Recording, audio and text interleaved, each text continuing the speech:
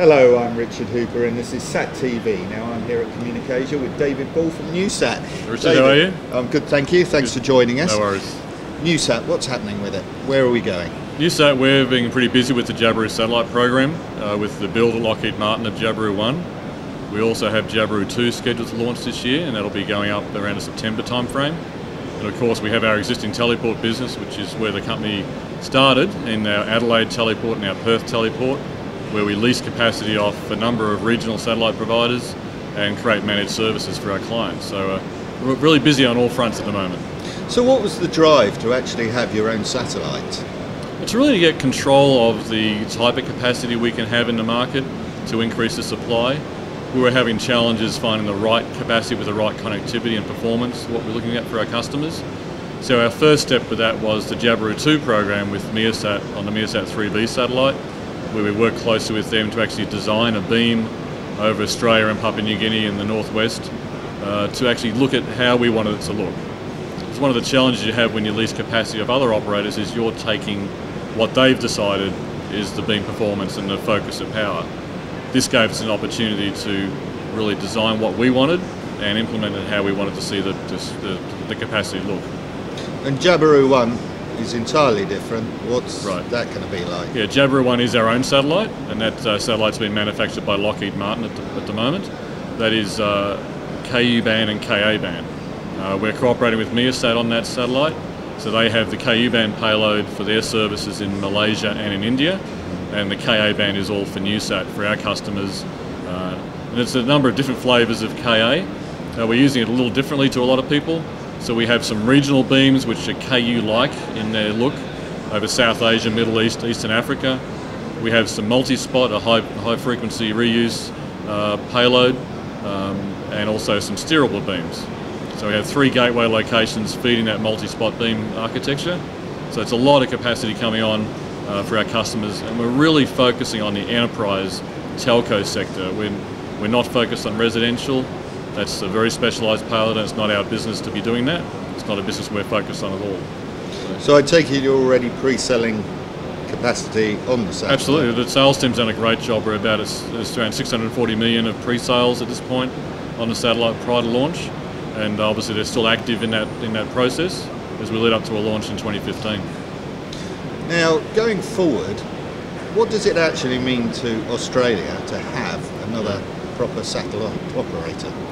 I think it's great for Australia to have us on the world stage as a small Australian company doing a very innovative thing in the satellite industry. You know, we're using KA band in a very different way, and for us it really is a company transformation.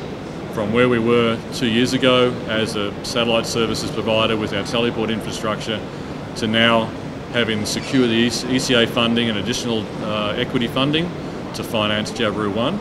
And that's been such a transformation for the company, and it really does put us on the world stage as an Australia's satellite operator. Now, the energy sector, particularly mining in Australia, is very big. Are you going to be targeting those sectors with the satellite? Yeah, we focus on that sector today, and we will continue to focus on that sector. We have a lot of services and customers who specialise in that vertical. The Jabiru 2 capacity will be more suited for that, in terms of its coverage up into the northwest of Australia, to offshore oil rigs, up into Papua New Guinea for the mining and oil services going on up there. Jabiru 1 is targeted not for Australia. We have gateway locations to access the satellite, but its main focus is those South Asia, Middle East, East Africa region, so essentially away from Australia, but where we see needy geographies and needy users in different verticals in those markets. Now, Africa, everybody talks about Africa, and a lot of the operators are targeting Africa. Right. It's still a difficult region. It is a tough region, and we do see a lot of challenges in that area. And I think all the operators have had challenges in that market, but we still see that's a place where you really need to put in infrastructure. There's a lot of push to get broadband connectivity for enterprise, for education across a lot of the countries. And we're looking at how our KA band can be used to help bridge from the capital cities, bridging the digital divide out to the rural areas. Now, I believe at Casbah on Monday, there was some panel discussions about the fact that terrestrial is going to erode satellites' hold in certain areas. and is going to eat into some of the revenue streams. Well, I think Do you we've think heard that's that. true? We've heard that for a long time, and I think one of the things I come back to is, we need to compete where we have a competitive advantage. And let's face it, 20 years ago we used to do satellite feeds between New York and London for video content. Nowadays you have many fibre options and you don't think of using satellite for that. And that one-to-one relationship isn't necessarily something that satellite's good at. We are, as an industry, focused on being a broadcast type instrument. One-to-many users, or someone from the middle of nowhere back to somewhere.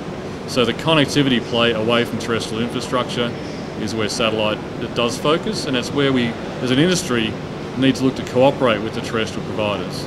We see a lot of our satellite operators using fibre and satellite in a complementary sense, bringing the terrestrial feed into the gateway and using that satellite link for that last mile, which can be a very long way in the satellite feed. But it's using that to leapfrog the role of terrestrial infrastructure and be complementary to the terrestrial. So as we move forward, what do you see happening over the next 24 months? Are there going to be any new obstacles that the satellite sector has got to leap over? New obstacles, I think one of the things we do need to watch out for is the frequency spectrum. There's been a lot of conversations here this week about the allocation of specific frequencies between satellite sector and the terrestrial sector, particularly at C-band. And there's an agenda item at the World Radio Conference coming up next year, which is getting a lot of heated debate already. So the satellite industry needs to really put its voice forward to understand, and make users understand what satellite's used for, how effective it is at communicating with millions of people and transmitting a lot of value of content around the world, and how we are actively using that spectrum already. And it's not easy to send a repairman up to change the satellite, but we need to be on a defensive to make sure that we put our voice across against a very well-financed terrestrial lobby. So WRC will be an interesting time for the sector. David, thank you very much. Great, thank you so much. Thank you.